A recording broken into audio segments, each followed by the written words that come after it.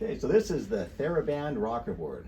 There's other rocker boards and wobble boards and other things out there, but I really prefer that you get the Theraband Rockerboard.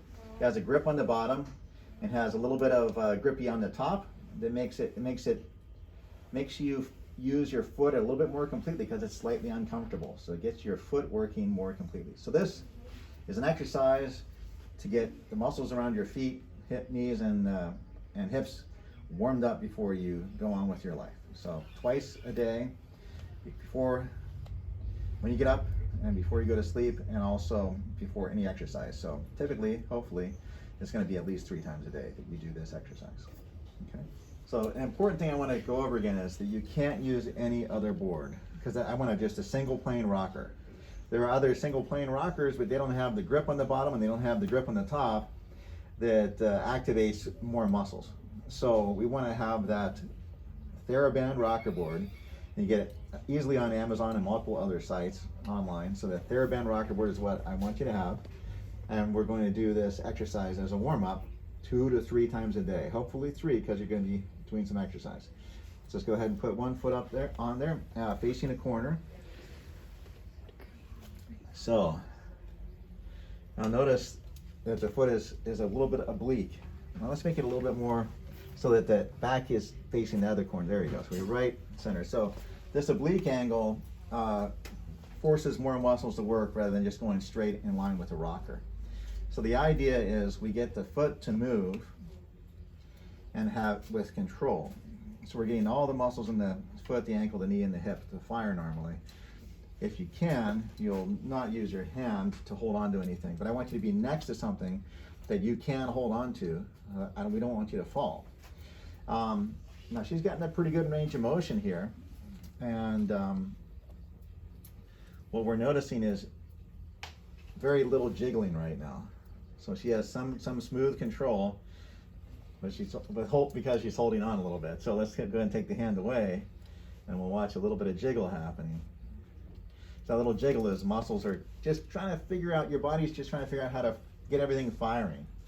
See, so you're getting all those muscles turned on and firing in sync. Normally you have muscles go from one to the next as you go through ranges of motion. And if you're missing one muscle firing, it'll be a little jiggle. So within usually 30 to 60 seconds, whatever jiggles you have, they're gone.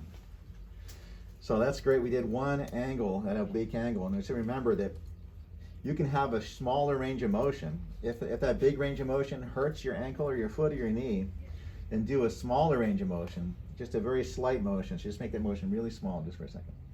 Really small. A smaller range of motion will still be effective. So you don't want to go into a range of motion that's uncomfortable or hurts. If it hurts, then you go to a smaller range of motion. So this is the first of 4 angles. So we're going to do the same foot. We do both feet, other corners. There we go.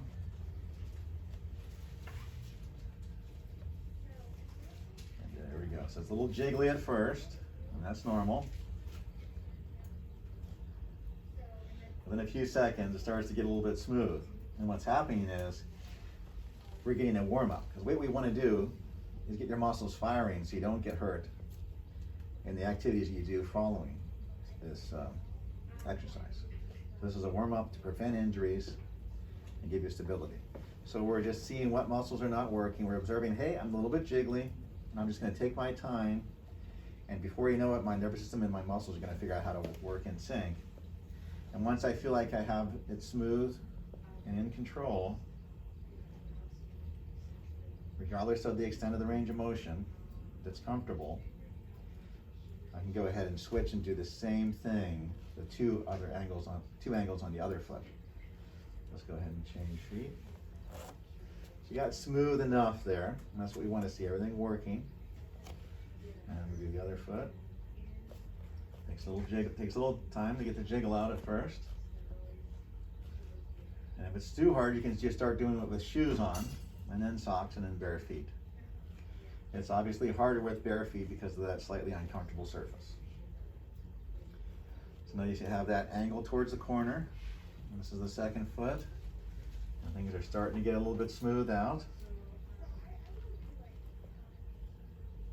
Remember, you can do a shorter range of motion if the bigger range of motion is painful. And good, now we're starting to get smooth. And we can switch to the other corner. There we go. A little jiggle to work out there, so just take a little bit of time. It's going to go away. Our body's going to learn how to get everything to fire and sync. Now, when we're done with this exercise, we should feel like the little muscles around our knees and ankles are warmed up, and we're going to be more protected. So the best protection, best support that I can give you is your muscles and your body working correctly. So that's what we're doing here. We're giving you the opportunity to warm up your muscles so that they're firing to support you even after you've had an injury. So when we have an injury, what tends to happen is, because over the course of the injury, muscles would be painful to use, they would just be turned off. So we got to get everything working so we're supported, and we're not going to have a weakness because of a previous injury. And we're going to prevent future injuries by continuously getting our body warmed up. If there's any inflammation or any pain, muscles are going to shut down. That's why we want to do this several times a day, and definitely before any intense physical exercise, and also in the morning and in the evening. Very good.